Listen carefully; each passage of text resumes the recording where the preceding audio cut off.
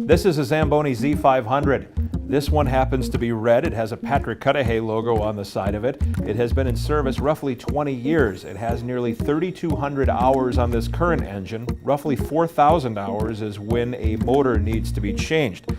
The water tank holds 250 gallons of hot water. It uses about 3/4 of that tank every time the Zamboni comes out to flood the ice. If you are fascinated by the sport of hockey, you no doubt have been fascinated by the Zamboni. I'm Aaron Sims, and this is Chillin' on a Zamboni.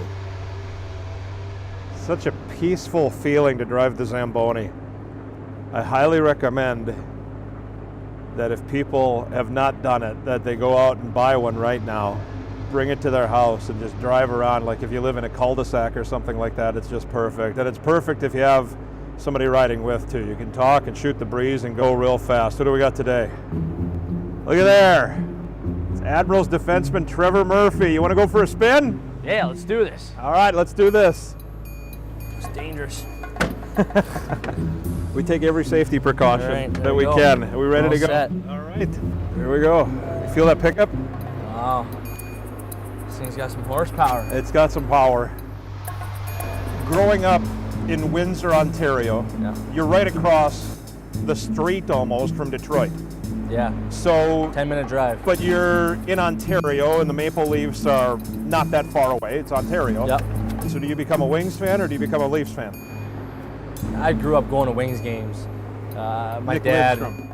Yeah, Nick Lindstrom, Holmstrom. So then you turn 18 and they say, and it's the Toronto Maple Leafs, they call and say, why don't you come play for us? It's the hockey world, right? Right. It bounces around, it juggles so much. But that was such a cool experience going there and having that experience that, playing with Dion Phaneuf and, it's these guys you see on TV, when you're a kid and when you grow up. It's certainly pretty cool, and I took that in to the full advantage for sure. When you were 12 years old, maybe you were the best player, but it was the best player when you were 12, a guy who's still playing hockey right now, or not? Yeah, actually, the best player that I played with was Aaron Ekblad. So yeah, he did okay then. He's pretty. Yeah, he's doing well. He did okay. You lived with Cammy last year. I mean, tell us a little bit about that, because here you are, first year as a pro. Now you're put in with a guy who's a first-year pro. He's never been to this country before. Yeah, What was that? I mean, that's seriously, there should be a musical written about it. Not a whole lot of guys here live with each other. Everyone likes to live on their own, which is cool. But I think $1,200 a month in rent is just it's a little much. Why not get a roommate? And sure. It was good. We gelled pretty good. Give me something good though. Give me something like some crazy misunderstanding, like it would have been on a sitcom. There wasn't a whole lot, because he would carry around his iPad with his Russian TV show on it. I'm not kidding you, for 8 hours in 8 hours a day. Really? Oh yeah, watched it all day. You and Scott Ford, he's a coach, you're a player, but you guys both defensemen. It seems like you have a pretty good respect, and you guys both, maybe it's centered around your love of golf.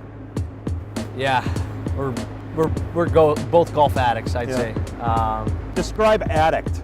What does that mean? Like you just try to pick apart the game to. So are you at home, online, watching guys swings and? Like I got the golf channel on, I'd say every day. Yeah. There's these guys that play golf. It's crazy. They play 5 rounds a week. You know what I mean? So it's on constant. I've learned, a lot from it, just from the golf channel. So it's only been a couple years I've been into it, but Fordo's been playing for a long time. And, right. As soon as it gets nice out, I'm sure we'll get a couple rounds in. I heard maybe you'd feel better coaching golf, teaching golf, than you would teaching hockey. Is that right? Yeah, I just want to know so much about the game. Like, I've always been a sports fanatic. I'd like to coach hockey. I like coaching hockey. I do it in the summer, but maybe for a career after hockey, a more calmer second career per se, why not teach golf? If you could teach golf to 10 kids per se, I think that'd be pretty cool. I heard somebody ask on a TV show. It was Joe Buck asking, would you rather lose your cell phone or would you rather lose $1,000? It's the same thing now. Right. They're both $1,000. Right. So where would you be?